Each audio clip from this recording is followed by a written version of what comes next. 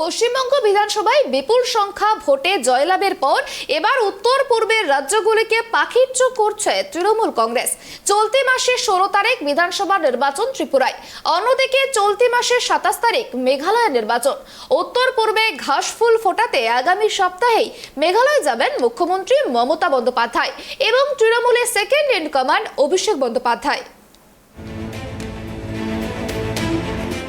2021 বাংলার নির্বাচনে বিপুল সিটে জয়লাভ করেছিল তৃণমূল কংগ্রেস, আর তৃতীয়বারের জন্য সরকার গড়েছিল মমতা বন্দ্যোপাধ্যায়। তাই বাংলার পর তৃণমূলের নজর এখন উত্তর পূর্বের ছোট রাজ্যে। চলতি মাসের 16 তারিখ বিধানসভা নির্বাচন রয়েছে ত্রিপুরায়, অন্যদিকে চলতি মাসের 27 তারিখ মেঘালয়ে বিধানসভা নির্বাচন রয়েছে। উত্তর পূর্বে ঘাসফুল ফোটাতে আগামী সপ্তাহে মেঘালয়ে যাবেন মুখ্যমন্ত্রী মমতা বন্দ্যোপাধ্যায় এবং তৃণমূলের second in command Abhishek Bandyopadhyay. Trinamool অন্দরমহল সূত্রে জানা যাচ্ছে আগামী সপ্তাহে মেঘালয়ে যাবেন মুখ্যমন্ত্রী। সেখানে একাধিক কর্মসূচি রয়েছে তার। জনসভার পাশাপাশি দলীয় নেতাদের সঙ্গে সাংগঠনিক আলোচনা করবেন মমতা বন্দ্যোপাধ্যায়।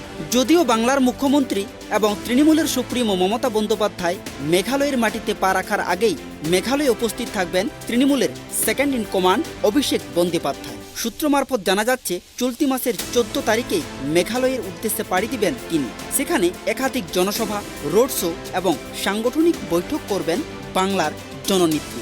মেঘালয়ের বিধানসভা ভোট আগামী 27 ফেব্রুয়ারি, আর এই মুহূর্তে সে রাজ্যে তৃণমূলেই প্রধান বিরোধী দল।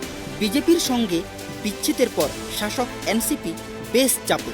সীমান্ত সমস্যা থেকে শুরু করে একাধিক ইস্যুতে কণ্ঠাসা মুখ্যমন্ত্রী Conrad Sangma.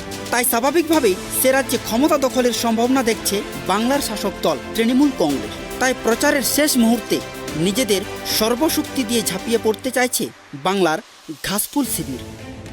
Bureau report, Tribe TV.